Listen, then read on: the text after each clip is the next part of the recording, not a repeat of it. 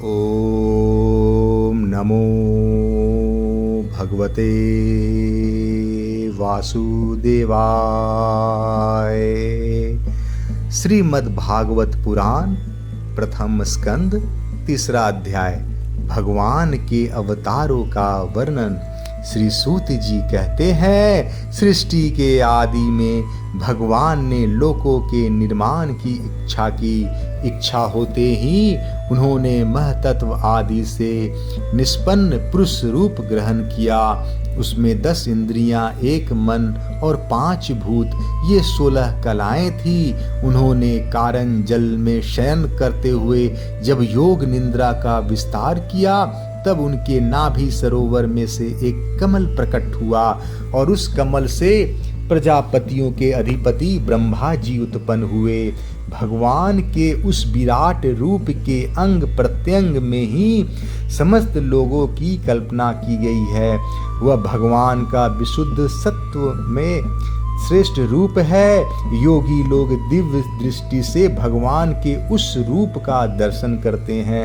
भगवान का वह रूप हजारों पैर, जांघें, भुजाएं और मुखों के कारण अत्यंत विलक्षण है। उनमें सहस्त्रों सिर, हजारों कान, हजारों आंखें और हजारों नासिकाएं हैं। हजारों मुकुट, वस्त्र और कुंडल आदि आभूषणों से वह उल्लसित रहता है। भगवान का यही पुरुष रूप, जिसे नारायण कहते हैं, अनेक अवतारों का अक्षय कोश है। इसी से सारे अवतार प्रकट होते हैं। इस रूप के छोटे से छोटे अंश से देवता, पशु, पक्षी और मनुष्य आदि योनियों की सृष्टि होती है।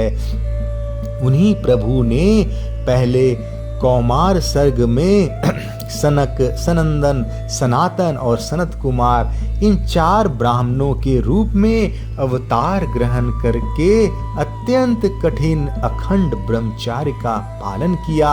दूसरी बार इस संसार के कल्याण के लिए समस्त यज्ञों के स्वामी उन भगवान ने ही रसातल में की गई हुई पृथ्वी को निकाल लाने के विचार से शुक्र रूप ग्रहण किया। ऋषियों के सृष्टि में उन्होंने देवर्षि नारद के रूप में तीसरा अवतार ग्रहण किया और 7 तंत्र का, जिसे नारद 5 रात्र कहते हैं, उपदेश किया। उसमें कर्मों के द्वारा किस प्रकार कर्म बंधन से मुक्ति मिलती है, इसका वर्णन है। धर्म पत्नी मूर्ति के गर्भ से उन्होंने नर नारायण के रूप में चौथा अवतार ग्रहण किया। इस अवतार में उन्होंने ऋषि बनकर मन और इंद्रियों को सर्वथा संयम करके बड़ी कठिन तपस्या की। 5वें अवतार में वे सिद्धों के स्वामी कपिल के रूप में प्रकट हुए और तत्वों के निर्णय करने वाले सांख्य शास्त्र का, जो समय के फेर से लुप्त हो गया था, आसुरी नामक ब्राह्मण को उपदेश किया। अनसुईया के वर मांगने पर 6ठे अवतार में वे अत्रि के संतान दातित्र्य हुए। इस अवतार में उन्होंने अलर्क और एवं प्रहलाद आदि को ब्रह्म ज्ञान का उपदेश किया। 7वीं बार रुचि प्रजापति के आकुति नामक पत्नी से यज्ञ के रूप में उन्होंने अवतार ग्रहण किया और अपने पुत्र याम और देवताओं के साथ स्वयंभू मनवंतर की रक्षा की। राजा नाभि के पत्नी मेरु देवी के गर्भ से ऋषभ देव के रूप में भगवान ने 8वां अवतार ग्रहण किया। इस रूप में उन्होंने परमहंसों का वह मार्ग, जो सभी आश्रमियों के लिए वंदनीय है, दिखाया। ऋषियों की प्रार्थना से 9वीं बार वे राजा पृथु के रूप में अवतीर्ण हुए। सौनक आदि ऋषियों, इस अवतार में उन्होंने पृथ्वी से समस्त औषधियों का दोहन किया। इससे यह अवतार सबके लिए बड़ा ही कल्याणकारी हुआ। चाक्षसु मनवंतर के अंत में जब सारी त्रिलोक की समुद्र में डूब रही थी, तब उन्होंने मत्स्य के रूप में 10वां अवतार ग्रहण किया और पृथ्वी रूपी नौका पर बैठकर अगले मनवंतर के अधिपति वैवस्व मनु की रक्षा की। जिस समय देवता और दैत्य समुद्र मंथन कर रहे थे, उस समय 11वां अवतार धारण करके कच्छप रूप से भगवान ने मंदराचल को अपनी पीठ पर धारण किया। 12वीं बार धन्वंतरी के रूप में अमृत लेकर समुद्र से प्रकट हुए और 13वीं बार मोहिनी रूप धारण करके दैत्यों को मोहित करते हुए देवताओं को अमृत पिलाया। 14वें अवतार में उन्होंने नरसिंह रूप धारण किया और अत्यंत बलवान दैत्यराज हिरण्यकश्यपु की छाती अपने नखों से अन्यास इस प्रकार फाड़ डाली जैसे चटाई बनाने वाला सीकों को चीर डालता है। 15वीं बार वामन के रूप धारण करके भगवान दैत्यराज बलि के यज्ञ में गए। वे चाहते तो थे त्रिलोकी का राज, परंतु मांगी उन्होंने केवल 3 पग पृथ्वी। 16वें परशुराम अवतार में जब उन्होंने देखा कि राजा लोग ब्राह्मणों के द्रोही हो गए हैं, तब क्रोधित होकर उन्होंने पृथ्वी को 21 बार क्षत्रियों से शून्य कर दिया। इसके बाद 17वें अवतार में सत्यवती के गर्भ से पराशर जी के द्वारा वे व्यास के रूप में अवतीर्ण हुए। उस समय लोगों की समझ और धारणा शक्ति कम देखकर आपने वेद रूप वृक्ष की कई शाखाएं बना दी। 18वीं बार देवताओं का कार्य संपन्न करने की इच्छा से उन्होंने राजा के रूप में रामावतार ग्रहण किया और सेतु बंधन, रावण वध आदि वीरतापूर्ण बहुत सी लीलाएं की। 19वीं और 20वें अवतार में उन्होंने यदुवंश में बलराम और श्री कृष्ण के नाम से प्रकट होकर पृथ्वी का भार उतारा। उसके बाद कलयुग आ जाने पर मगध देश बिहार में देवताओं के द्वेषी दैत्यों को मोहित करने के लिए अजन के पुत्र में आपका बुधावतार होगा।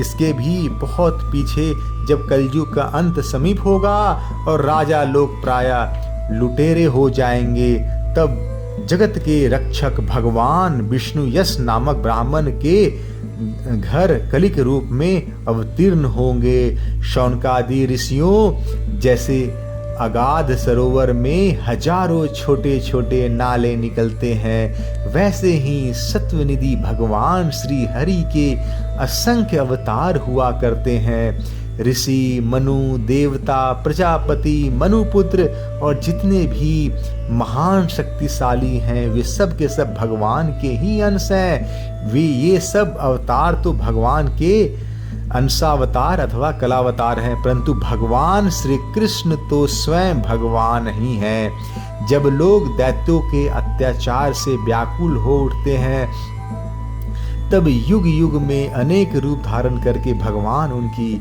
रक्षा करते हैं। भगवान के दिव्य जन्मों की यही कथा अत्यंत गोपनीय रहस्यमयी है। जो मनुष्य एकाग्र चित्त से नियम पूर्वक सायंकाल और प्रातः काल प्रेम से इसका पाठ करता है, वह सब दुखों से छूट जाता है। प्राकृत स्वरूप रहित चिन्मय भगवान का जो यह स्थूल जगताकार रूप है, यह उनकी माया के महत्त्व आदि गुणों से भगवान में ही कल्पित है। जैसे बादल वायु के आश्रय रहते हैं और धूसरपना धूल में होता है, किंतु अल्प बुद्धि मनुष्य बादलों का आकाश में और धूसरपने को वायु में आरोप करते हैं। वैसे ही अविवेकी पुरुष सबके साक्षी आत्मा में स्थूल दृश्य रूप जगत का आरोप करते हैं। इस स्थूल रूप से परे भगवान का एक सूक्ष्म अव्यक्त रूप है, जो न तो स्थूल की तरह आकार आदि गुणों वाला है और न देखने सुनने में ही आ सकता है। वही सूक्ष्म शरीर है। आत्मा का आरोप या प्रवेश होने से यही जीव कहलाता है और इसी का बार बार जन्म होता है।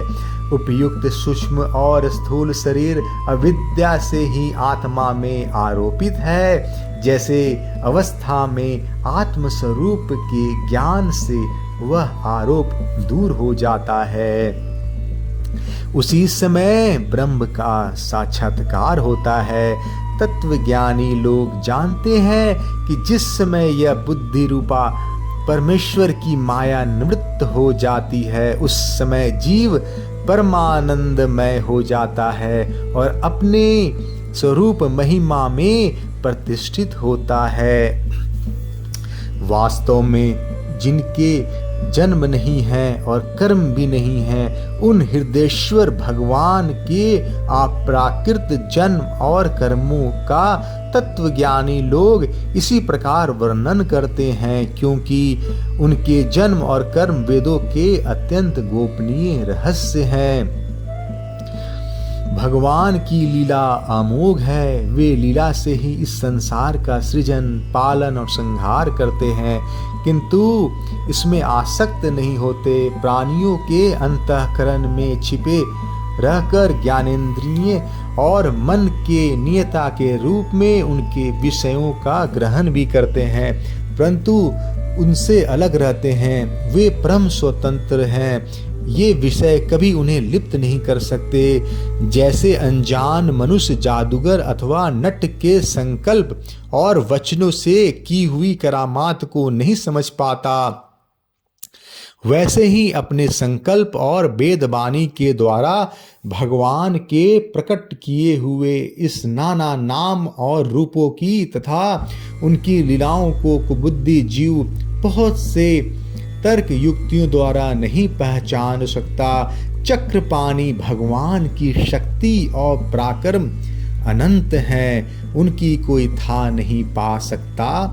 वे सारे जगत के निर्माता होने पर भी उससे सर्वथा परे हैं। उनकी स्वरूप को अथवा उनकी लीला के रहस्य को वही जान सकता है जो नित्य निरंतर निष्कपट भाव से उनके चरण कमलों की दिव्य गंध का सेवन करता है, सेवा भाव से उनके चरणों का चिंतन करता है। शौनकादि ऋषियों, आप लोग बड़े ही सौभाग्यशाली तथा धन्य हैं जो इस जीवन में और विघ्न बाधाओं से भरे इस संसार में समस्त लोकों के स्वामी भगवान श्री कृष्ण से वह सर्वात्मक आत्मभाव, वह अनिर्वचनीय अनन्य प्रेम करते हैं, जिससे फिर इस जन्म मरण रूप संसार के भयंकर चक्र में नहीं पड़ना होता। भगवान वेद व्यास ने यह वेदों के समान भगवत चरित्र से परिपूर्ण भागवत नाम का पुराण बनाया है। उन्होंने इसे श्लाघनीय कल्याणकारी महान पुराण को लोगों के परम कल्याण के लिए अपने आत्मज्ञान शिरोमणि पुत्र को ग्रहण कराया।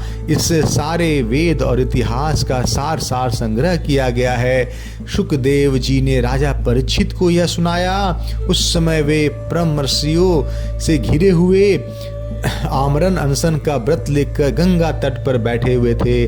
भगवान श्री कृष्ण जब धर्म ज्ञान आदि के साथ अपने परम धाम को पधार गए, तब इस कलयुग में जो लोग अज्ञान रूपी अंधकार से अंधे हो रहे हैं, उनके लिए यह पुराण रूपी सूर्य इस समय प्रकट हुआ है। शौनकादि ऋषियों, जब महातेजस्वी श्री सुखदेव जी महाराज वहाँ इस पुराण की कथा कह रहे थे, तब मैं भी वहाँ बैठा था। वही मैंने उनकी कृपा पूर्ण अनुमति से इसका अध्ययन किया।